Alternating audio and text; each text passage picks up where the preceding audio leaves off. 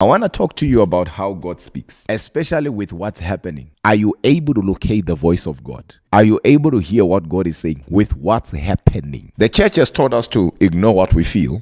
I was told years ago, stop moving by what you feel. But the truth of the matter is, sometimes when God speaks to you, your feelings, and I'm talking about your intuition here, will pick signals that there is something coming to you. But because you are told to avoid that, you then miss the voice of God. When Jesus was going to Jairus' house, a woman who was sick for 12 years touched the hem of Jesus' garment. Scripture says, and Jesus said, I felt power. He did not say, I saw power. I hear power. He said, I felt it. So there are moments where God will move and you will feel.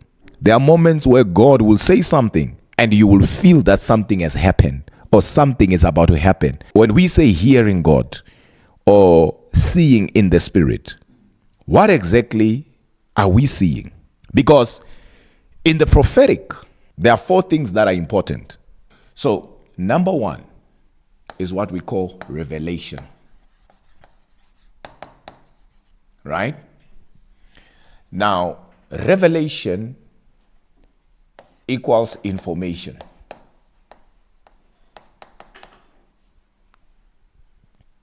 Then, number 2, there is what we call interpretation. Then number 3 is what we call understanding. Then number 4 is what we call application. Now we've got 4.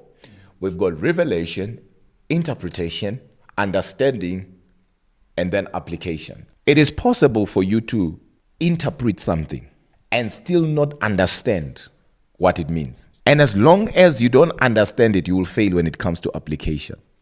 Because this is where the delivery happens. This is where now the final stage is. And this is very important. So between interpretation and application, there is what we call understanding. Now, after you interpret it, do you understand? And you need to be honest with yourself, because that will determine whether you're going to say something that is right or something that is wrong. The revelation is always right. Trust you me on that one. People see something. People see things. People hear things. And they know they saw something. And they know they heard something. But where is the problem? The problem is between interpretation and application, and that is understanding. People don't fail to hear God. You might think you are not hearing God, but you are hearing Him. Even the colors that I'm wearing right now, God is speaking to you concerning your situation. But because you don't have the ability to interpret and understand, you will not even know God is speaking to you. That's why He says, I speak, but men perceiveth it not. Right? So, but I want you to understand that it does not matter how God speaks to you, because revelation comes in many ways. So it does not matter if you are hearing God through a dream, or you are seeing a vision, or you are in a trance like a man called Peter. Remember, Peter was in a trance. So it does not matter. Let's go to Matthew 24. Now, as he sat on the Mount of Olives, the disciples came to him privately, saying, tell us, when will these things be? And what will be the sign of your coming and of the end of the world? I want my brothers and sisters here to see what the Bible is saying there. They heard me, they've read this, they've been reading this, but there is something they are missing from that very same scripture. And then now they say something that I want you to pay attention to. And they are talking to Jesus, God. And what will be the sign of your coming? They are not saying to Jesus, Jesus, tell us, when are you coming back? I mean, it should have been, Lord, tell us, when are you coming back? And Jesus will say, 2032. But they are asking for what? A sign. So that should tell you that they knew what they were asking Jesus. And Jesus knew what they were actually asking him. He does not say which signs. What do you mean sign? He goes ahead and he says, take heed. He gives them 14 signs, 1-4, that are connected to his coming. Why? Because they asked for signs. So Jesus will have remained and walked around with those signs in his mind and hid.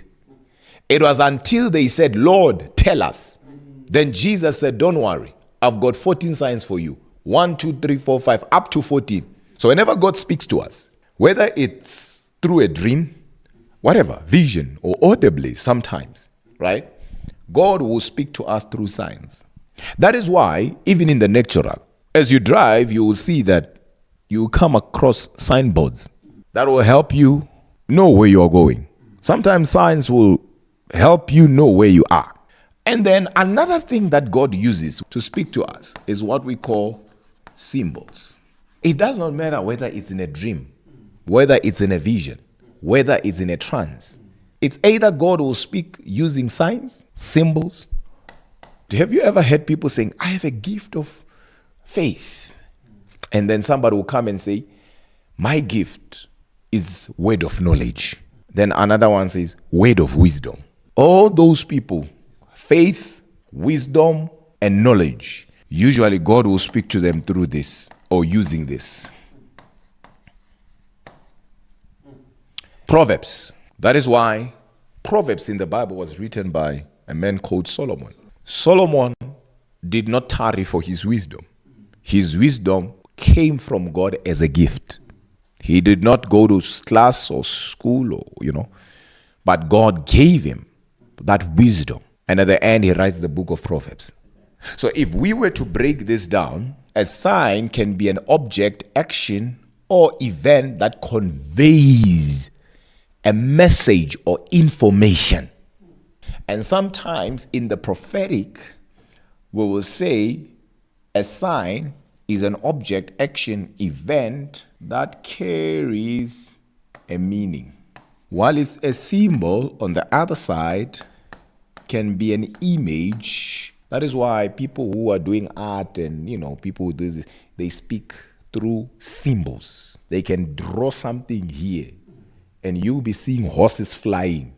They are trying to tell you something. You are seeing butterflies that have horses' legs. You're like, what is this person trying to do? But if you were to ask them, they will tell you this means this. You'll be like, I did not know. You know what I mean? It's a symbol. Symbols, usually here we're talking about an image, also object, or action. So this one we are talking about an image, object, or action that represents something beyond its literal meaning. Every time God speaks to you through a symbol, don't get stuck on the symbol. There is a meaning beyond what you are seeing. So when there is a symbol revealed, don't be stuck and say, I saw this. Go beyond and just see the meaning. So in the prophetic, whenever God speaks to people using symbols, symbols are often used to convey complex meanings. Signs can be a matter of, we will see when this happens. We will see when this takes place. Or the moment this thing grows, this tree grows, that can be a sign where God says, by the time this tree grows and starts bearing fruit, that's a sign. While it's a symbol on the other side, it's more like a hidden message. Imagine if we were to look for signs. Let's say you are in Johannesburg, and you are supposed to go to Cape Town, and the signs are not clear. Do you think you'll arrive? No, you will not. So signs are actually clearer. It's just that you need to pay attention to the object, pay attention to the action or to the event. That is why when Jesus answered them, he gave them 14 signs. And in that sign, there's really no riddle or something crazy. He's telling them that there will be pestilences, earthquake, prophets coming in my name, false messiahs, all those things. Those things are signs, clear, straightforward. When you see this, know the end is near. Then he said, the gospel shall be preached in all the four corners of the world. Then, you see now, there we are talking event and action. So the action is that the gospel must be preached. And this year is to try and help you understand difficult meanings or complex meanings. For example, a dove. A dove is a symbol of peace. So if somebody, an artist, comes and starts drawing a dove here, they can literally be telling us peace. But because we don't understand symbols, we'll think, oh, what a beautiful bird. Now, while it's a proverb, it's a short, well-known saying that provides advice or states a universal truth. So when you are in Africa, it is what it is. You go to China, you might not speaking Mandarin, but if you are able to translate it in Mandarin, it will still mean what it means while you're in your own country. That is why when it comes to wisdom, wisdom is not something that everybody has as a gift. James says, if you don't have wisdom, ask. So not everybody has wisdom. The reason why it's easier for you to listen to somebody who carries the gift of wisdom is that they carry with themselves what I call universal truth. So I was trying to say to you, Proverbs are often metaphorical. So drawings as well on cultural wisdom. And that is to help or offer insights into human behavior and societal norms and how people carry themselves in that place. Proverbs. So in summary, while a prophetic message is focused on foretelling or offering revelations, a sign indicates and confirms something. A symbol, on the other hand, represents a broader concept or idea. And a proverb imparts traditional wisdom or advice. And when I say traditional here, don't misinterpret what I'm trying to say.